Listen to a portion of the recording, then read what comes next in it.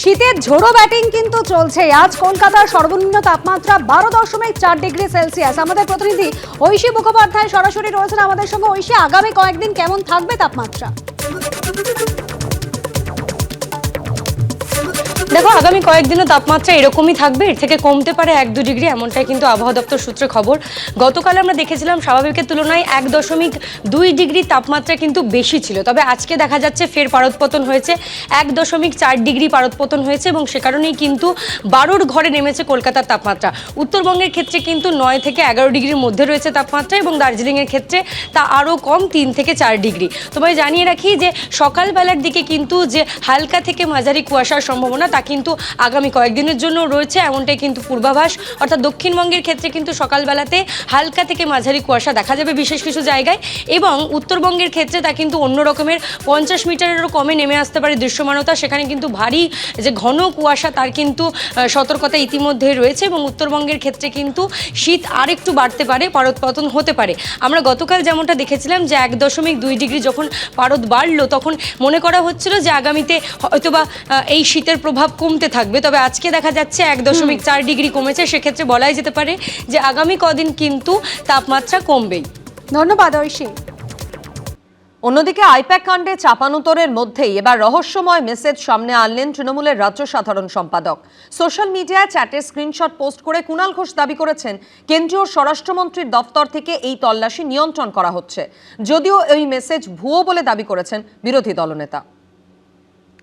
কেন্দ্রীয় স্বরাষ্ট্রমন্ত্রীর দপ্তর থেকে এই ইডিদের গতিবিধি, কে কখন আসবেন, কবে কখন মিটিং হবে জরুরি, এগুলো নিয়ন্ত্রণ করা হচ্ছে। আইপ্যাকের কর্ণধারের বাড়ি ও অফিসে ইডির তল্লাশি ঘিরে রাজ্য রাজনীতিতে উথাল পাথাল চলছে। এরই মধ্যে এক রহস্যময় চ্যাটের স্ক্রিনশট সামনে নিয়ে এলেন কুণাল ঘোষ। জানিয়ে চাঞ্চল্যকর অভিযোগ তুললেন তৃণমূলের রাজ্য সাধারণ সম্পাদক। কুণাল ঘোষের পোস্ট করা মেসেজে দেখা যাচ্ছে কেউ কাউকে দাদা সম্বোধন করে লিখছেন।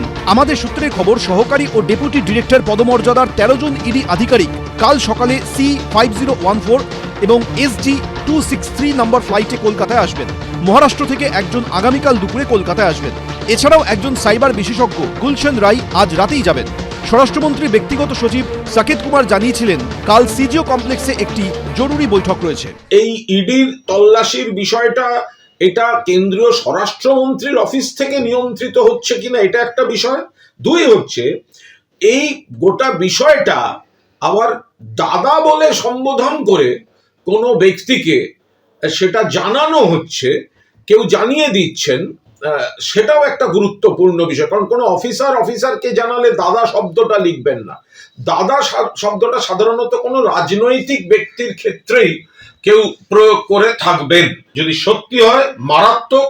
প্রধানমন্ত্রীর হাতে থাকা কর্মীবর্গ মন্ত্রকের অধীনে রয়েছে সিবিআই, কেন্দ্রীয় অর্থমন্ত্রকের অধীনে ইডি ও আয়কর দপ্তর, যে মন্ত্রকের মাথায় রয়েছে নির্মলা সীতারমণ। আবার কেন্দ্রীয় স্বরাষ্ট্রমন্ত্রকের অধীনে রয়েছে এনআইএ ও বিএসএফ। কেন্দ্রীয় সরকারের অধীনে থাকলেও বিরোধীরা হামেশাই অভিযোগ তোলে এই সমস্ত সংস্থা বিজেপির হয়ে কাজ করে। পাল্টা বিজেপি দাবি করে সমস্ত কেন্দ্রীয় এজেন্সি স্বাধীনভাবে কাজ করে। এই আবহেই কুণাল ঘোষ সামনে নিয়ে এলেন এই চ্যাট। কিন্তু এই রহস্যময় মেসেজ কে কাকে পাঠিয়েছিলেন, কবে পাঠিয়েছিলেন তা খোলসা করেননি কুণাল ঘোষ। বলে দেবেন যে মাননীয় স্বরাষ্ট্রমন্ত্রীর প্রাইভেট সেক্রেটারি পিএস যে নামটা দিয়েছে ওটা ভুল। ওটা যে আইপ্যাকে তৈরি করা এটা সবাই জেনে গেছে, নামটাই ভুল। এদিকে এদিনই বিরোধী দলনেতা শুভেন্দু অধিকারী সোশ্যাল মিডিয়ায় একটি পোস্ট করেন। ইডি তল্লাশি চলাকালীন কারা ছিলেন মুখ্যমন্ত্রীর সঙ্গে, পুলিশ অফিসারদের নাম দিয়ে একটি তালিকা প্রকাশ করেন বিরোধী দলনেতা। এক্সপোস্টে বিরোধী দলনেতা লিখেছেন, মুখ্যমন্ত্রী প্রত্যক্ষ মদতে একদল পুলিশ আধিকারিক হামলা চালিয়ে গুরুত্বপূর্ণ কাগজপত্র লুট করে নিয়ে যায়। মুখ্যমন্ত্রীর সঙ্গে ছিলেন ডিসিএসডি প্রিয়ব্রত রায়, ডিসিএসবি শান্তনু সিনহা বিশ্বাস, শেক্সপিয়র সরণি থানার ওসি অয়ন ভৌমিক, ইন্সপেক্টর বিজিতাশ্ব রাউত। মুখ্যমন্ত্রীর সঙ্গে ছিলেন SI Rahul Amin, SI Sudipta Bandyopadhyay, SI Leena Bhattacharya, SI Mrityunjoy Roy, Saikat Biswas, Mahadev কবিরাজ, সৌমেন বিশ্বাস। অবিলম্বে এই পুলিশ অফিসারদের সাসপেন্ড ও বরখাস্তের দাবি জানিয়েছেন বিরোধী দলনেতা। সারা ভারতবর্ষের গণতন্ত্রের পক্ষে সব থেকে বড় বিপদ অমিত শাহ, আর এই পশ্চিমবঙ্গে তার চেলা শুভেন্দু অধিকারী। এই আধিকারিক নিয়ে শুভেন্দু অধিকারীর না চিন্তা করলেও হবে। নিয়ম কানুন আছে, মামলা গেছে সুপ্রিম কোর্ট কিংবা হাইকোর্ট, তারা দেখবে। ওনার কি দরকার এসব পোস্ট করার? কে বলেছে গায়ে মানে না আপনি মোড়ল, এইরকম আতঙ্ক সৃষ্টি করবে আর ইলেকশন জিতবে? ভারতের গণতন্ত্রের পক্ষে সব থেকে বিপজ্জনক অমিত শাহ, সেটা মমতা বন্দ্যোপাধ্যায় বলেছেন, তার উত্তর এখনো আমরা পাইনি প্রধানমন্ত্রীর কাছ থেকে। সব মিলে ইডির আইপ্যাক অভিযান ঘিরে রাজনৈতিক তরজা তুঙ্গে। শিবাশিস মৌলিক, এবিপি আনন্দ, কলকাতা। আইপ্যাক কাণ্ডে পুলিশি তৎপরতা তুঙ্গে। এবার প্রতীক জৈনের বাড়ির সিকিউরিটি রেজিস্টার বুক বাজেয়াপ্ত করল শেক্সপিয়ার সরণি থানা। পুলিশের দাবি, বৃহস্পতিবার তল্লাশিতে গিয়ে রেজিস্টার বুকে সই করেননি ইডি আধিকারিকরা। নিয়ে নেওয়া হয় নিরাপত্তারক্ষীদের মোবাইল ফোনও। পাল্টা ইডির দাবি, এটাই স্বাভাবিক প্রক্রিয়া। এদিকে গোটা ঘটনায় ইতিমধ্যেই তরজা শুরু হয়েছে রাজ্য রাজনীতিতে। আইপ্যাকের কর্ণধারের বাড়ি ও অফিসে ইডির হানা, সেখানে মুখ্যমন্ত্রীর পৌঁছে যাওয়া ও ফাইল হাতে বেরিয়ে আসা। এই ঘটনা নিয়ে রীতিমতো উত্তপ্ত রাজ্য রাজনীতি। জল গড়িয়েছে সুপ্রিম কোর্ট পর্যন্ত। পাশাপাশি পুলিশি তৎপরতাও তুঙ্গে। ইতিমধ্যেই আইপ্যাকের কর্ণধার প্রতীক জৈনের বাড়ি এবং অফিসের সিসিটিভি ফুটেজ সংগ্রহ করেছে পুলিশ। আর এবার আইপ্যাকের কর্ণধার প্রতীক জৈনের বাড়ি যে বহুতলে, তার সিকিউরিটি রেজিস্টার বুক বাজেয়াপ্ত করল শেক্সপিয়ার সরণি থানার পুলিশ। পুলিশ সূত্রে দাবি, বৃহস্পতিবার তল্লাশিতে গিয়ে রেজিস্টার বুকে কোনো সই করেননি ইডির আধিকারিকরা। এমনকি দায়িত্বে থাকা নিরাপত্তারক্ষীদের মোবাইল ফোনও নিয়ে নেওয়া হয়। পাশাপাশি বৃহস্পতিবার প্রতীক জৈনের বাড়িতে তল্লাশি চলাকালীন নাইট ডিউটিতে থাকা ও সকালে থাকা 3 নিরাপত্তারক্ষীকেও তলব করেছে শেক্সপিয়ার সরণি থানা। একদিকে মামলা যখন আদালতে, তার পাশাপাশি পুলিশ কিন্তু ইডির বিরুদ্ধে যে অভিযোগ হয়েছে সেক্ষেত্রে তারা তৎপরতা দেখাচ্ছে। বিভিন্ন ব্যক্তিকে করা হচ্ছে জিজ্ঞাসাবাদ, তার পাশাপাশি বাজেয়াপ্ত করা হচ্ছে একাধিক সরঞ্জাম। फाइल लेकर निकल गई होंगी नहीं, और उसके चेहरे पर घबराहट दिखाई पड़ रही थी, जैसे वो रश कर रहा था उनके कॉन्वॉय में रखने के लिए। तो क्या हो रहा है? There is something very seriously wrong in this whole exercise. बहुत सस्पिशन है, बहुत संदेह है। ममता जी, क्या छुपा रही हैं आप? क्यों छुपा रही हैं आप?